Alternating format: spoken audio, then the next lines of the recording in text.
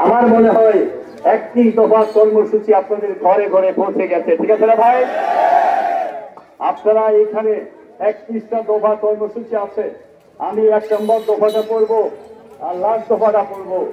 আর আপনাদের কাছে প্রশ্ন থাকবে, আমি আজকে আমাদের চেয়ারম্যান বাংলাদেশের লৌহ মানব আজকে পাকুন্দিয়াতে এসে বক্তৃতা করবেন।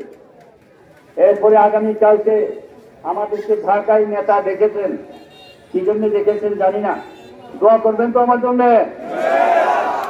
আমি আপনাদের দোয়া ভালোবাসা নিয়ে সেখানেও যাব। তারপরে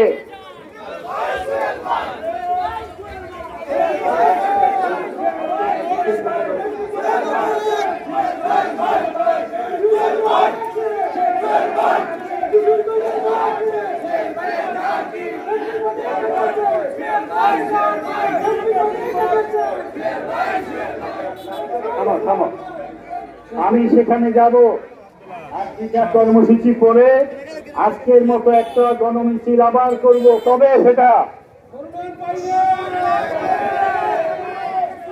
মনোনয়ন কখন আসবে না না আসবে এত কিছু জানি না, তবে প্রতি সপ্তাহে, প্রতি মুহূর্তে, প্রতি সেকেন্ডে যখনই আপনাদেরকে ডাক আসবে সবাই চলে আসবেন তো।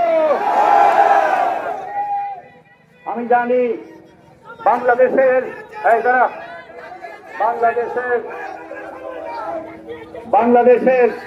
আছে সামনা, আমি জানি আমাদের নেতা জিয়াউর রহমান বলেছিলেন যে আপনারা যদি নেতা হতে চান তাহলে মানুষের কাছে যেতে হবে। আমি আপনাদের কাছে গিয়েছি, আমি ওয়ার্ডে ওয়ার্ডে গ্রামে গ্রামে মহল্লায় মহল্লায় ইউনিয়নে গিয়েছি, আপনাদের ভালোবাসা পেয়েছি। আমি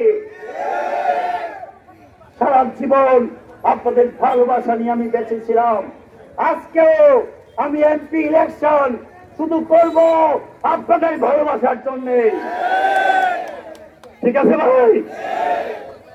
আমি নামাজের সময় হয়ে যাচ্ছে, আমিও আসলে একটু এই রোদে ঘুরতে ঘুরতে একটু ক্লান্ত হয়ে গেছে, আর একটু বয়সটাও তো বেড়েছে।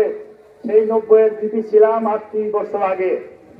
38 বছর আগে বয়স থেকে এখন দাঁড়িয়ে কথা বলা পারতাম যদি আমাকে আমার বাম পাশে যে পুলিশ ভাইরা দাঁড়িয়ে আছেন তাদের উপরে দেশে অত্যাচার হয়েছে।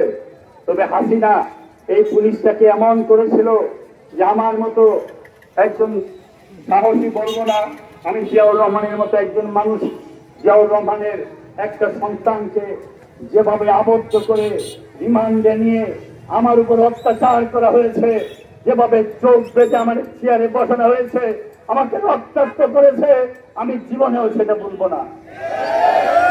কিন্তু আমি সুদও নিব না, প্রতিশোধের ভাষা আমার কাছে কম। আমার নেতা তারেক রহমান বলেছেন অত্যাচারিত হয়েছি বলেই হাসিনার মতো ফ্যাসিস্ট বাংলাদেশ থেকে চলে গেছে। আমরা কোনো প্রতিশ্রুতি যাব না। যে ওসি, যে এসপির নেতৃত্বে এই কাজটা হয়েছিল রাতের বেলায়, সেই এসপি ওসি আজকে কোথায় আছে আমি জানি না। তবে মাঝে মাঝে তার স্ত্রী, তার সন্তান ফোন দিয়ে বলে যে ভাই আপনাকে যে সময় অত্যাচার করা হয় তখন আমি বলেছিলাম যে যাকে তোমরা মারছ, যার চোখ বেঁধেছ, যাকে পায়ে হ্যান্ডকাপ লাগিয়েছ, হাতে লাগিয়েছ, একদিন 70 বছরও যদি যায় তোমাদের সেই বিচার সে করে ছাড়বে। পরে আমি বলেছি ভাই 70 বছর লাগে নাই, 70 বছর পরে আমার সামনে বিচারের কথা চলে আসছে। আমি কি বিচারটা করেছি? কিন্তু যারা সেই কাজটা করেছে ম্যাক্সিমাম লোকজন এখন জেলে আছে, ম্যাক্সিমাম। এবং ওই সময় এসিআর লেখার সময় যদি খালি লিখতো যে কিশোরগঞ্জে বিপি সোহেলকে আমি অ্যারেস্ট করেছিলাম তাহলে তাদের একটু প্রমোশন হয়ে যেত। এই এসিআর দেখে দেখে এখন তারা জেলে যাচ্ছে, মামলা খাচ্ছে। আমি তাদের করে শোধ দেব না। আমি শুধু একটা কথাই বলবো যে আমি সারা জীবন, আমার নেতা তারেক রহমান বলেছেন আমাকে আন্দোলনের সময়, সংগ্রামের সময়, যে আপনারা যদি নেতা হতে চান তাহলে মানুষের কাছে যান। মানুষ যদি আপনাকে ভালোবাসে, আমি তারেক রহমান কথা দিলাম আপনি খালেদ সাইফুল্লাহ সোহেল কিশোরগঞ্জের নেতৃত্ব দেবেন। তাহলে কি আজকে প্রমাণিত হয়েছে আমি আপনাদের ভালোবাসা পেয়েছি? একটু হাত তুলে দেখান তো আমাকে। সবাই সবাই এটা করো, তাহলে কি আপনাদের